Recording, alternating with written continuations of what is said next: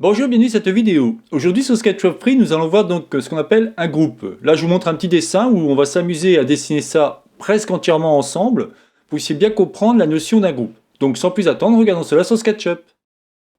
Donc maintenant qu'on a vu l'outil tirer-pousser, on va faire en sorte de voir ce qu'on appelle un groupe. Un groupe, en fin de compte, c'est quoi? Bon, avant, on va regarder un petit peu quelque chose. Donc là, je vais faire en sorte d'enlever celui-ci. Touche raccourci R afin de créer un rectangle ou un carré. C'est pas très grave. Vous avez bien compris maintenant qu'ici vous avez ce qu'on appelle des arêtes. Et ici vous avez une face, tout simplement. Vous voyez, avec un quadrillage, on voit de suite, c'est une espèce de pointillé dessus. Très bien. Si je fais un autre carré dedans, pas de problème, je vais pouvoir donc jouer avec.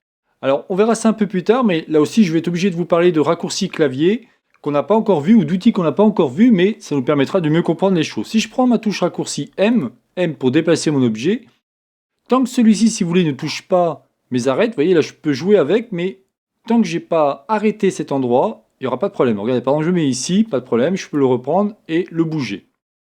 Mais si par hasard je me mets ici, vous allez voir que là, il va se passer autre chose. Je prends maintenant mon carré et regardez ce qui s'est passé.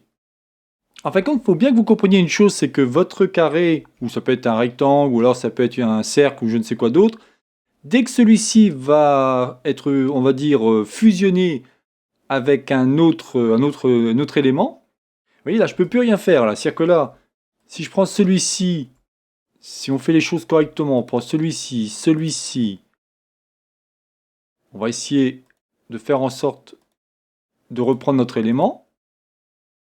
J'appuie sur M pour récupérer mon élément. Vous voyez, c'est pas possible. Celui-ci, en fin de compte, a été fusionné. On peut le glisser, pas de souci, mais malgré tout, on a une contrainte par rapport à ça. Dès que vous aurez un élément, par exemple, je prends la touche C pour créer un cercle, je mets mon cercle ici, je double-clique, je peux le déplacer. Mais si par hasard celui-ci se retrouve là aussi, à cet endroit-là, je vais vouloir le déplacer, je ne peux plus. Vous voyez, celui-ci automatiquement, il est fusionné avec ma ligne. Donc vous l'aurez bien compris, on ne peut pas travailler comme ça, c'est-à-dire qu'on ne va pas pouvoir superposer par exemple un cercle. Imaginons, donc je vais faire CTRL Z pour revenir en arrière ou pomme Z. Ce cercle-là, en fin de compte, je voulais ici, puis non, en fin de compte, c'était pas ici, je voulais ailleurs, c'est foutu. Là, vous le mettez ici, par exemple, vous vouliez qu'il soit ici. Si vous le prenez, c'est foutu, ça va déformer votre forme. Mais heureusement, il existe une autre façon de faire. Donc là, je vais reprendre l'objet de la dernière fois. Quand je vous expliquais avec l'outil tirer-pousser, on va prendre jouer boîte bois. Ouais, c'est pas mal. Et on va l'ouvrir. Alors, non, je ne souhaite pas enregistrer. Voilà. La dernière fois, je vous expliquais en fin de compte qu'on va pouvoir, avec le tirer-pousser, vous pouvez faire tout ça, pas de problème. Et rappelez-vous, je vous expliquais qu'en fin de compte, là, j'avais créé ce qu'on appelle un groupe. Et si je clique dessus, celui-ci, c'est un groupe composé de différents éléments qui sont eux-mêmes des groupes. Vous voyez, ici, à chaque fois, là, c'est pas un groupe, mais par exemple, ça va être un groupe, ça, non. Mais si je prends ma boîte, par exemple, et regardez, si je la prends avec toujours la touche raccourci M, et je me mets ici, je vais même exprès faire en sorte de rentrer. Si ce n'était pas un groupe, automatiquement celui-ci serait fusionné. Et si je fais ça, automatiquement ça déformerait tous mes traits, ou ma forme, tout simplement.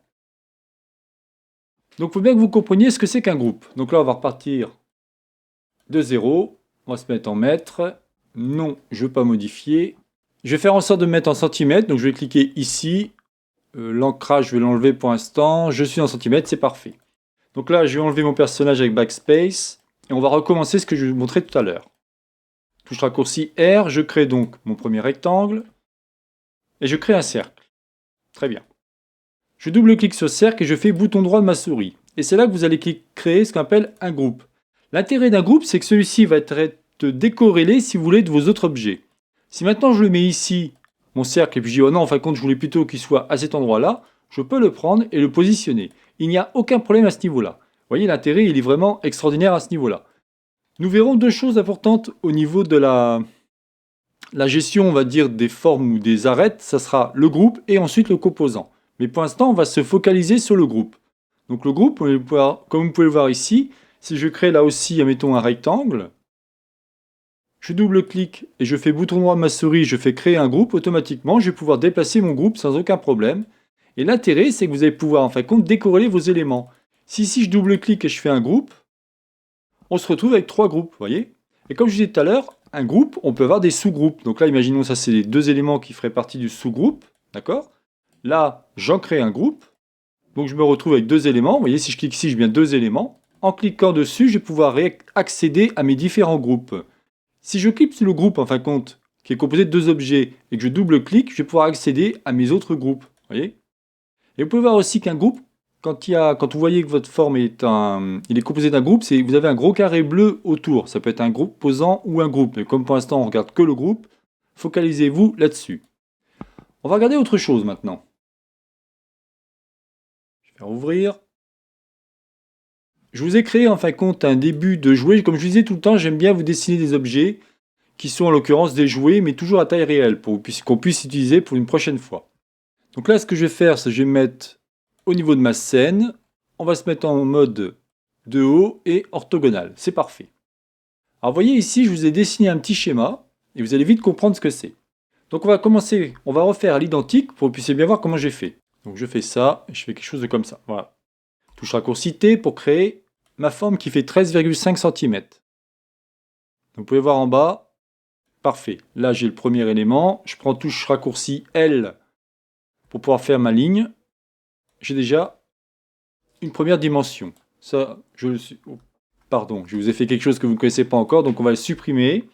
On va cliquer touche raccourci Shift enfoncé afin de supprimer ces deux éléments. J'avais pris la gomme, mais on ne l'a pas encore vu ensemble, donc cherchons en son temps. Et comme c'est un carré, on va faire évidemment touche raccourci T, 13,5 là aussi.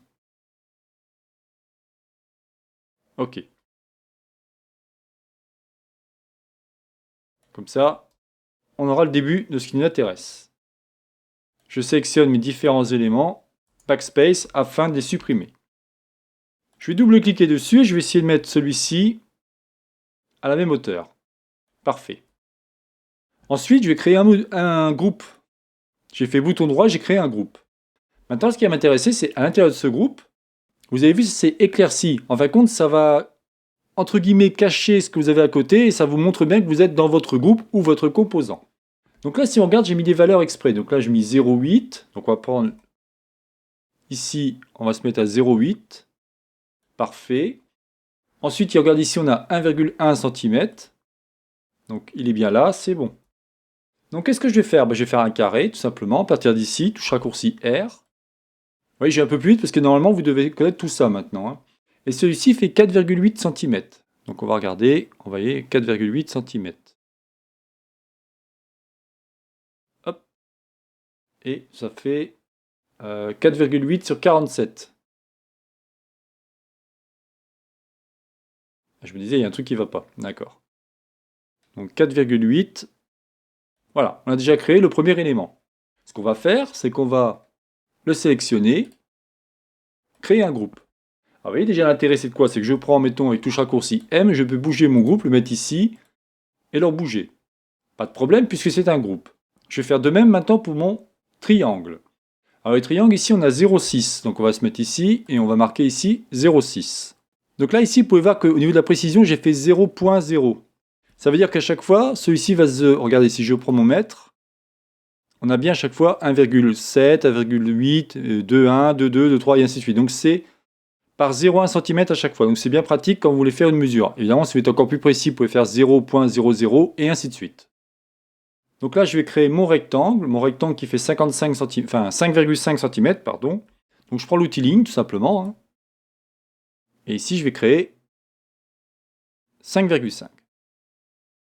Ici, vous allez avoir une inférence qui va vous donner le point milieu. D'accord? Donc je vais aller ici. Je tire mon trait. Et ici, je vais pouvoir tout simplement créer mon rectangle. Je vais pouvoir tout simplement créer mon triangle. Je sélectionne celui-ci, je fais backspace. Donc j'ai mon deuxième élément, je le sélectionne. J'en fais un groupe.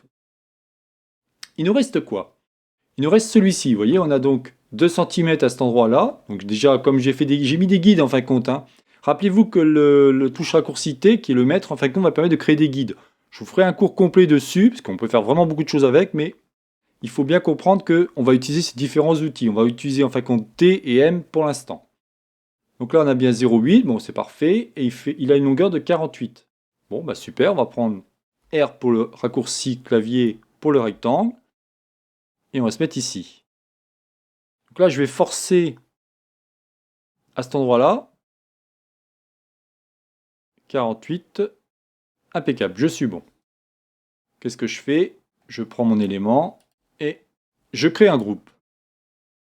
Il nous reste quoi? Il nous reste tout simplement notre cercle. Alors le cercle, on va se mettre... Donc si vous regardez bien, je prends touche raccourci T, je le mets ici et je vais mettre à cet endroit-là. Et ensuite, il me faudra le point milieu. Alors ce que je peux faire par exemple, c'est me mettre ici. Vous voyez, on n'aura pas de point milieu là, pourquoi? Parce qu'en fin de compte, on n'a pas de trait. Donc si je tirais un trait d'ici à ici, et après j'aurai mon point milieu ici. Touche raccourci C, et je fais un cercle de combien? De 4,2 cm. C'est marqué, vous voyez, diamètre 4,2, ce qui fait 21 en fait compte. Donc là, voilà. Donc 2,1. Parfait. Et je peux maintenant effacer mon trait. Le premier et le deuxième. Alors ce qui est très intéressant, c'est que là, pareil, je vais créer un groupe.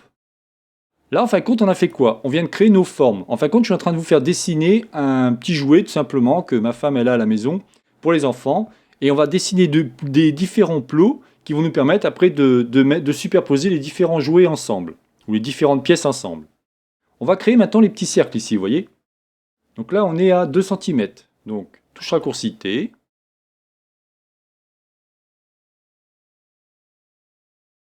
On se met à 2 cm. Alors une fois que j'ai fait ce trait, maintenant je vais faire un autre trait au niveau de ma forme, c'est-à-dire au milieu. Vous voyez, c'est marqué ici. Alors attendez, je le cherche. C'est marrant ça. Voilà, là je suis au milieu. Et ici, je vais créer tout simplement un cercle de 0,8. Donc 0,4 puisque ça fait, vous voyez, marqué diamètre 0,8. J'ai créé mon premier. Après, entre les deux intervalles, j'ai 2,5 cm, c'est-à-dire entre les deux axes.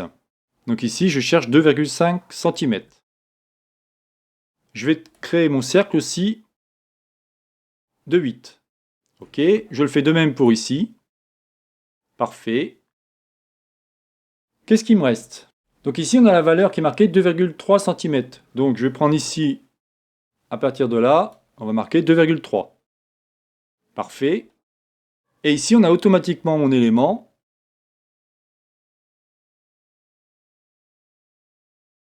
Là, j'ai mon premier cercle.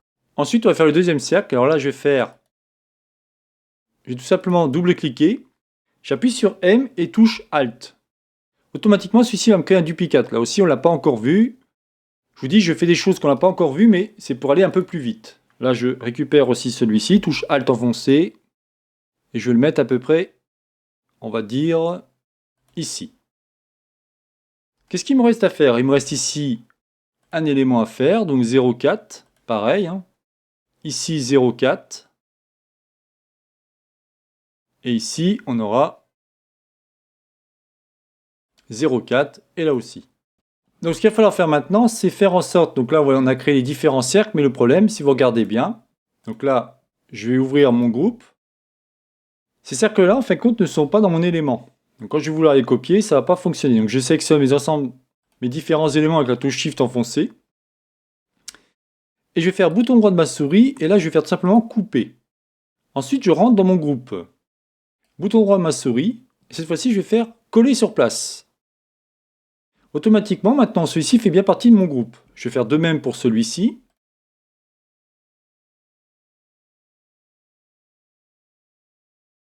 Je sélectionne le premier, deuxième, troisième.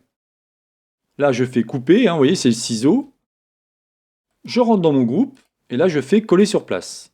Je fais de même pour les deux autres. Le premier, le deuxième. Coller sur place. Et le dernier. Vous avez vu, c'est le même principe, hein, c'est toujours exactement la même chose. Hein. Une fois que vous avez bien compris les groupes, vous allez pouvoir vous amuser à créer plein d'objets et surtout les associer sans que ceux-ci soient fusionnés. C'est vraiment important de prendre ça en compte.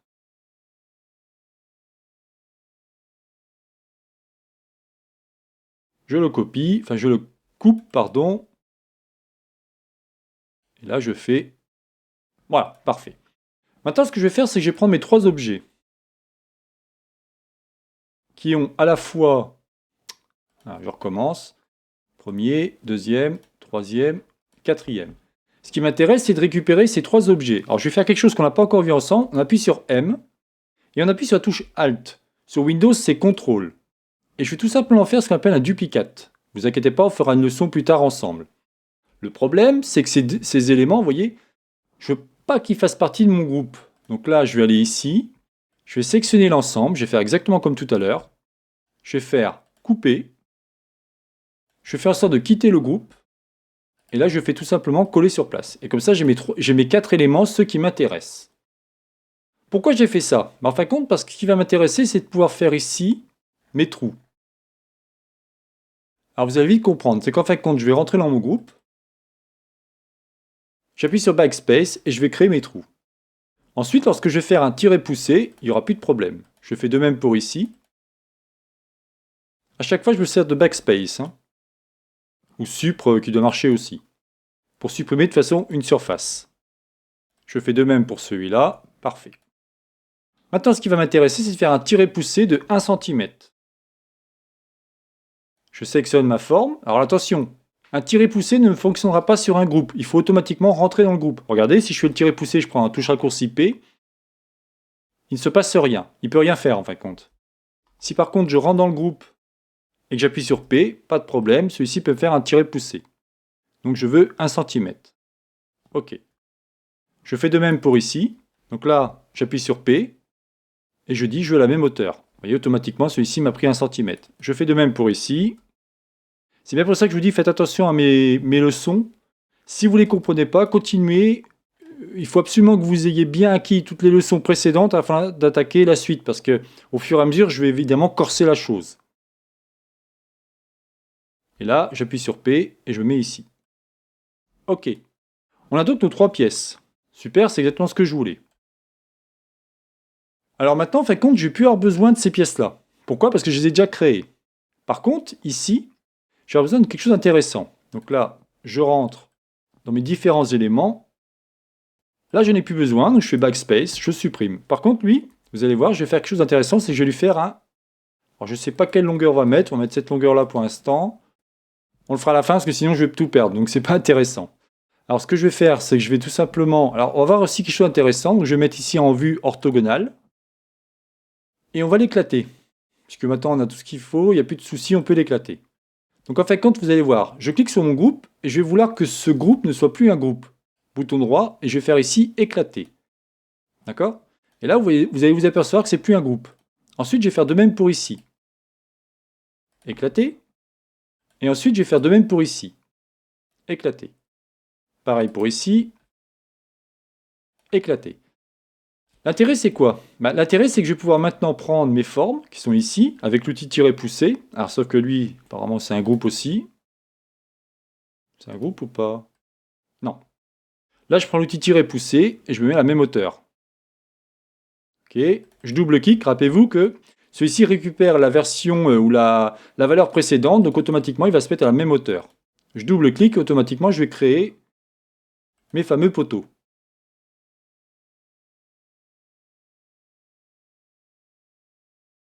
Ok. Qu'est-ce qu'il nous reste à faire? Il nous reste tout simplement à effacer ça.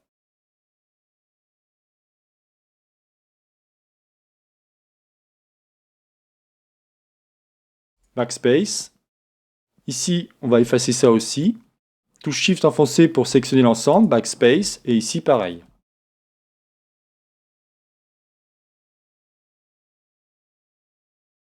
Backspace. Alors ici, on peut s'apercevoir que tout le monde est de forme grisâtre. Rappelez-vous ce que je vous expliquais. Dès que c'est une forme grisâtre, ça ne va pas. Donc là, je vais faire en sorte de sélectionner l'ensemble. Et je vais mettre ici, je vais marquer inverser les faces. Là maintenant, c'est parfait, c'est ce que je voulais. Ce qui m'intéresse ici maintenant, c'est faire un petit tiret poussé. Pour pouvoir avoir ici, si vous voulez, une épaisseur de 1 cm. Vous voyez ici, nous la distance, marquée 1 cm. Alors là, je m'aperçois que, en fin de compte, celui-ci n'a pas pris en compte, donc on va recommencer. Dès que vous avez une forme grisâtre, ça veut dire que vos faces sont inversées. Donc je sélectionne toutes et ici je vais faire inverser les faces. Et là je suis propre. Ok. Alors vous l'avez bien compris, maintenant que ces formes en fin de compte vont aller ici. C'est tout simplement un jouet, hein. On va rien faire de plus à ce niveau-là. Alors j'irai pas trop loin puisque je voulais juste vous montrer ce qu'on peut faire avec les groupes et sur ce qu'on appelle éclater un groupe ou alors créer un groupe. Mais vous pouvez voir ici que si on prend les objets qui sont ici, qui sont maintenant eux un groupe, je prends touche raccourci M pour les placer. Alors ce que je vais faire, c'est que je vais mettre en mode orthogonal, parce que sinon ça va pas être terrible. Et on va pouvoir placer celui-ci comme ça. D'accord? Alors là, évidemment, il y a un petit décalage. Et je ne sais pas si je vais y arriver. Non, je ne vais pas y arriver parce qu'en fin de compte ici, non, j'ai pas d'accrochage, mais ça va pas être terrible. Il aurait fallu donc, si je vous explique un peu la technique, il aurait fallu ici créer tout simplement des trous plus grands pour que ça rentre plus facilement au niveau des pions, parce que là, si vous voulez, c'est des pièces qu'on va assembler. Alors, je ne peux pas tout vous montrer, mais je voulais au moins vous montrer ça. Par contre, je vais vous montrer à quoi on arrive à la fin. Voilà, donc là, vous avez le résultat final. Alors, j'ai simplement mis des couleurs, hein, tout simplement par rapport à nos objets. J'ai fait en sorte de créer des duplicates, ou alors vous pouvez, rappelez-vous, avec la touche M et la touche Alt enfoncée pour Mac et CTRL pour Windows, afin de faire un duplicate de celui-ci. Je vais vous montrer tout simplement ce que j'appelle un duplicate pour que vous puissiez bien comprendre. Donc là, je vais faire en sorte de me remettre en vue orthogonale. On va prendre par exemple une première pièce, j'appuie sur M, j'appuie sur Alt pour moi, parce que comme je suis sur Mac, vous, ça doit être CTRL. Et vous voyez, automatiquement, grâce à ça, j'ai pu créer mon duplicate. Et c'est comme ça que j'ai pu reprendre ma pièce ici et la positionner parfaitement. Ce qui m'a permis d'avoir un ensemble de pièces qui crée mon jouet. Ensuite, pour les couleurs, alors là, je vais faire en sorte de supprimer tout ça. J'ai tout simplement appuyé sur B. B, si vous voulez, vous aurez on appelle ça le bucket, hein, c'est tout simplement le pot de peinture. Et ici, vous avez les couleurs en fin de compte que vous aurez prédéfinies. Et quand vous cliquez ici sur parcourir, vous avez plein de choses très intéressantes. Là aussi, je vous ferai un cours complet, mais on peut voir ce qu'il en est. Mes couleurs, je les ai récupérées tout simplement ici. Vous voyez, c'est marqué couleur. Et en fin de compte, j'ai sélectionné la couleur qui m'intéressait. Donc par exemple, si je voulais changer ma couleur, je vais prendre celle-ci. Pour l'instant, vous voyez, elle est sélectionnée. Je reviens à la maison, on ne la voit pas ici. La maison, si vous voulez, ce sont des couleurs, on va dire, qui ont été mis en favori. Mais si maintenant je prends B pour peindre, vous allez voir que automatiquement, là, ma couleur a été rajoutée. Voilà ce que je voulais vous montrer. Donc là, je vais faire CTRL Z pour annuler. Voilà donc le petit objet qu'on pourra s'amuser à mettre dans une scène, hein, plus tard quand on apprendra. Alors là, on n'a pas fait toutes les choses correctement. C'est que par exemple, si je vous montrais mon objet d'origine, il y a des ports arrondis, il y a des textures à la place d'une couleur comme ça, uniforme. Mais évidemment, il faut y aller petit à petit. L'intérêt, c'est de vous expliquer comment faire des objets à taille réelle pour que vous puissiez après les insérer dans votre scène. Voilà, c'était donc la chaîne Savoir pour tous, réalisée par Jean-Michel. Si vous avez aimé cette vidéo, n'oubliez pas de liker ou tout simplement vous abonner à ma chaîne. Vous avez bien compris que maintenant, on va commencer à corser les choses afin de pouvoir faire des objets toujours de plus en plus réalistes. Pour la prochaine vidéo, nous verrons l'outil arc de cercle qui nous permettra de mieux comprendre comment faire par exemple des contours. Là par exemple, vous voyez ici au niveau de mon objet, celui-ci a des angles angulaires. On pourrait faire ça avec des angles plutôt arrondis afin que cela ressemble plus à ce qui se passe dans la réalité. Je vous souhaite donc une bonne journée et à la prochaine vidéo. Bye bye.